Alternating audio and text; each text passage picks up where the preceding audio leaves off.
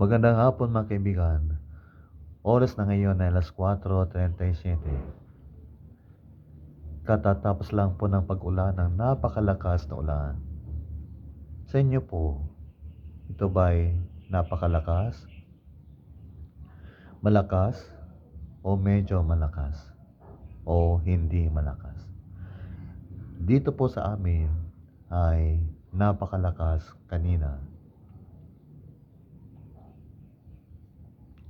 Mga kaibigan, ang buhay po natin ay punong-puno ng aral, leksyon. Ang buhay po natin ay merong pong kahulugan, meaning, at lesson, aral. Kaya po ngayon, may baha dito sa Pangasinan. Nakita ko po sa video ng punong barangay ng Barangay Pangawan sa Rosales, Pangasinan na meron pong baha roon sapagkat mababa po ang Barangay Pangawan. Ganon din po mga kaibigan sa Nancayasan o Daneta City sa iba't ibang panig ng Pangasinan. Meron pong baha. Pagdating po ng baha, kailangan po natin ng mataas na lugar kung saan doon po tayo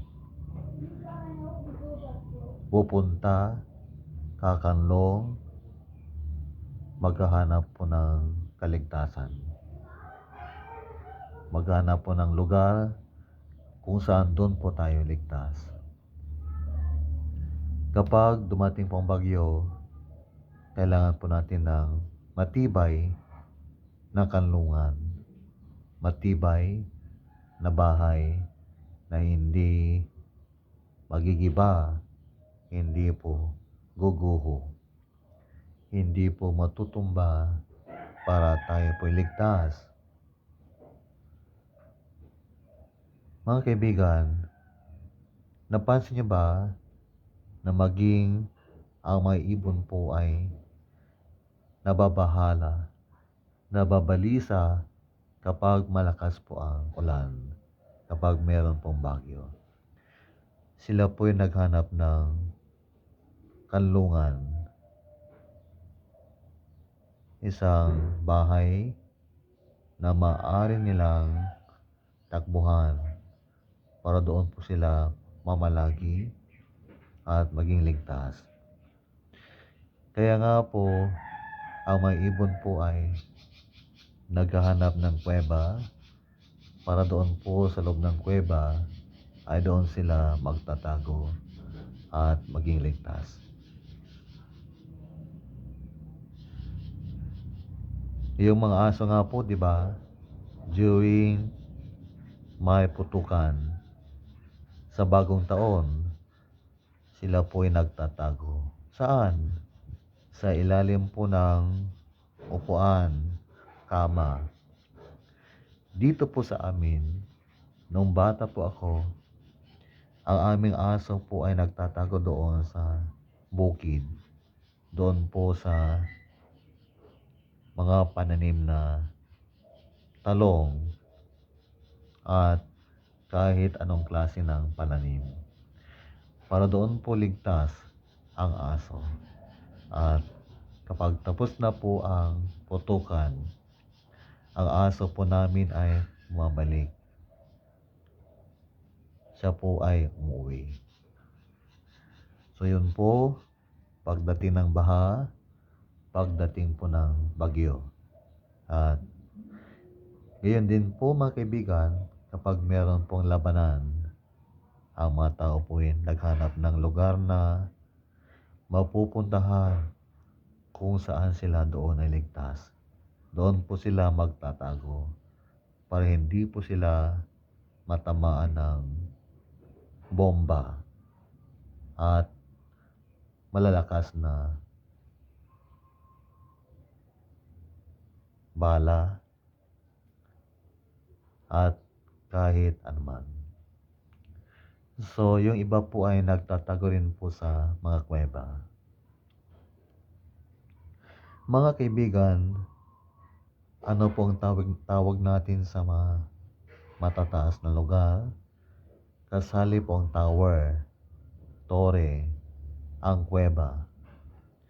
Ang isang mataas na gusali kung saan po doon nagtatago ang mga tao. At doon po sila ligtas mula sa anumang panganib. Ang tawag po sa mga bagay na aking binanggit ay REFUGE sa English. We call it refuge po. Refuge. Sa wikang Filipino, ang refuge po ay kanlungan. Sa Ilocano Bible, ang refuge po, kanlungan ay kamang kunana. Mga kaibigan, ito na po ang bersikulo mula sa Biblia na makatutulong po sa mga taong takot, may pinagdadaan ng bagyo sa buhay, may pinagdadaan ng baha laban sa buhay. Psalm 46:1, King James Version. God is our refuge and strength, a present help in trouble. Amen. Sa wikang Pilipino, Magandang Balita Biblia, Tagalog. Ang Diyos ay ating kanlungan at kalakasan, handang tumulong sa oras ng kabag-kabagan. Amen.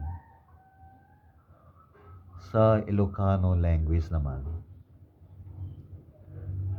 Ti Diyos ti kamang ken pigsa tayo. Si sasagana tumulong, iti tiyempo ti riribok. I'd like to explain the word present help in trouble. In other translation, the word present help means available help. So, when we say available, ready, nakahanda, hindi siya absent, kundi present. Kung tao po, hindi siya busy, kundi palaging handang tumulong.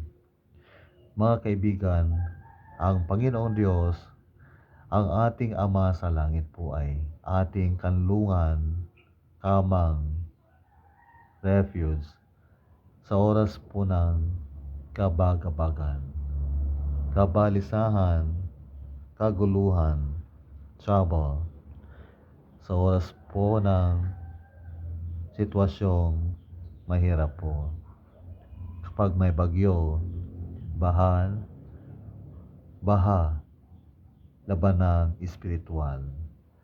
Ang Diyos po natin, si Yahweh, ay ating kanlungan, refuge, at kalakasan. Sa Kanya po tayo tumakbo, lumapit. Sa Kanya po tayo humingi ng saklolo. Sapagkat ang Diyos po natin, si Yahweh, ay handang tumulong sa atin sa oras po ng problema, sa oras po ng pagsubok, sa oras po ng kabag-kabagan. In the time of trouble, Jehovah, our Father in heaven, is always available to help us. He is our refuge and strength. Bakit po strength? Kalakasan. Sapagkat kapag tayo po ay lumapit sa Diyos, ang ating loob po ay lumalakas. Dahil alam po natin na kasama po natin ang Diyos na magliligtas po sa atin at hindi niya tayo pababayaan.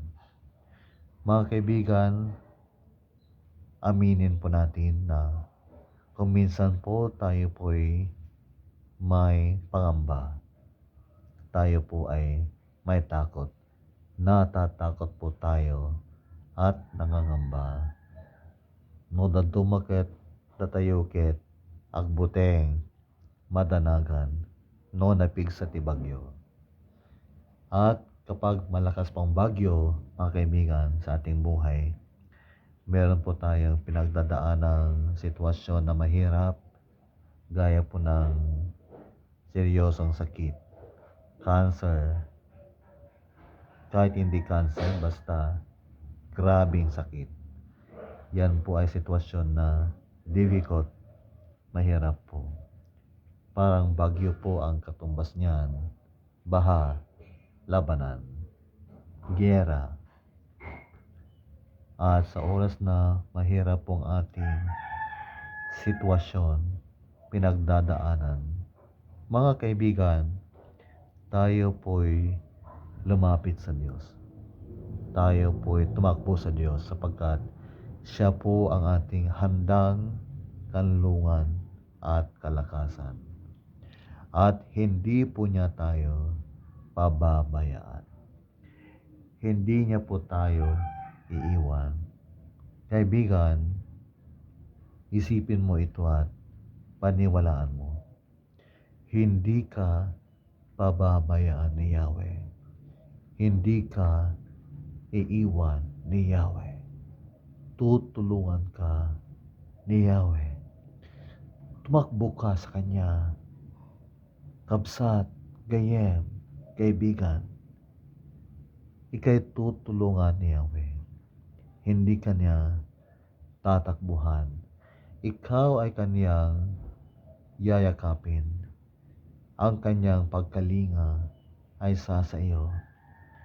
Because God, the Creator of heaven and earth, the mighty God, is our refuge and strength.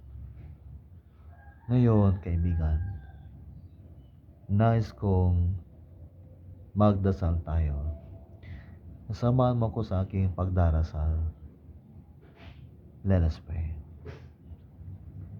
Dakilang Ama sa langit, Diyos na aming kanlungan at kalakasan, handang tumulong sa oras ng kabagabagan, handang tumulong kapag meron kaming pinagdadaanan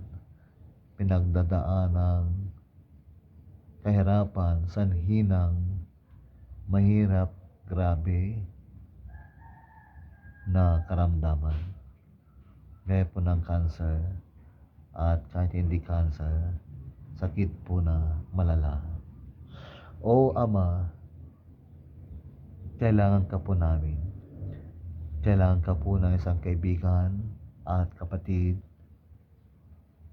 kapitbahay, aking kapwa, katrabaho, dating estudyante, kapwa pananampalataya, kamag-anak, kapamilya,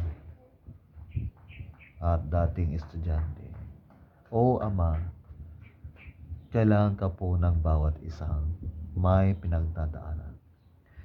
Sa inyo po kami tumatakbo, tumalapit, sapagkat alam po namin na ikaw ay handang tumulong sa amin. Ikaw ay handang yumakap sa amin sa mga panahong ito. Ama, aking hinihiling po sa inyo na yakapin po ninyo ang mga taong nanghihina dahil sa kanilang pinagdadaanan. Yakapin po ninyo ang mga taong nasasaktan ngayon sa hinang kabiguan sa buhay. Ang puso po nila ay nasaktan. Sila po'y nahihirapan ngayon. Physically, emotionally, at meron po silang problema sa kanilang pananampalataya. O Panginoon, ikaw ang aming kanlungan at kalakasan sa panahon ito. Alam po namin na ikaw ang aming matibay na kanlungan. Kaya sa inyo kami kumakapit ng mahigpit. Sa inyo kami nagtitiwala, O Diyos. Umaasa po kami sa inyong tulong sa amin. Nang iyong biyaya po ay sapat para sa aming pangangailangan. Salamat po, Ama. Kami po inyong patawarin sa aming mga pagkukulang at nagawang pagkakamali at kasalanan. Salamat po, Ama, sapagkat ikaw ay mahabagin at mapagpiyaya palagi. Salamat po sa inyong tulong sa amin. Salamat po, Ama. At dahil dito, aming ibinibigay ang lahat ng papuri, pasasalamat, karangalan at kaluwalhatian sa pangalan ni Jesus. Amen. Mga kaibigan, umuulan na naman po. Salamat po sa Diyos sa kanyang kabutihan. Magandang hapon. Ito po si Bill Kumilang o Villamor Ordonez Kumilang Jr. Taga rito sa Zone 1, Karamutan, Villasis, Pangasinan, Philippines. God bless.